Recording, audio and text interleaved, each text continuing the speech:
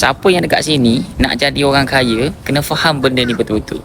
Kata guru saya, Cik Muhammad Zulkifli Syafi'i, kaya lain, mewah lain. Orang kaya tak semestinya dia pilih untuk hidup mewah, manakala orang yang hidup mewah belum tentu dia kaya. Ini satu benda yang menarik dalam diri saya, sebab waktu ketika dulu, waktu saya kecil-kecil, saya nak tengok orang tu kaya ataupun tidak, saya tengok berapa mewah kereta yang dia pakai. Saya tengok berapa besar rumah yang dia duduk. Saya tengok berapa besar gaji yang dia dapat. Maksudnya, kalau besar semua benda ni, pada pandangan saya, dia adalah orang kaya. Perkara ni berubah bila mana saya baca buku Misi Bebas Hutang dan ikut follow rapat-rapat saya punya mentor, Encik Muhammad Zulkifli Syafi'i menyampaikan seminar.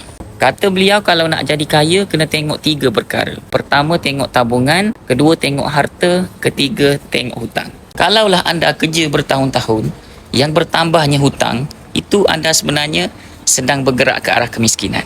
Contoh nak faham, dapat kenaikan gaji. Yang pergi tambah adalah kereta. Itu kita panggil apa? Itu tambah hutang. Makin lama bekerja, makin banyak hutang, bukan menuju arah kekayaan, tapi menuju ke arah kemiskinan. Berbeza kalau anda betul-betul nak jadi kaya, ada peningkatan gaji, apa yang anda buat adalah tambah tabungan. Jadi bila anda dapat gaji, make sure tabungan bertambah, harta bertambah dan hutang makin berkurangan. Kalau anda boleh amalkan 3 formula kekayaan ini, insya-Allah persoalan masa anda akan jadi kaya. Dapat sesuatu tuan-puan? Kalau rasa video ni bermanfaat, boleh share dan tag kawan-kawan.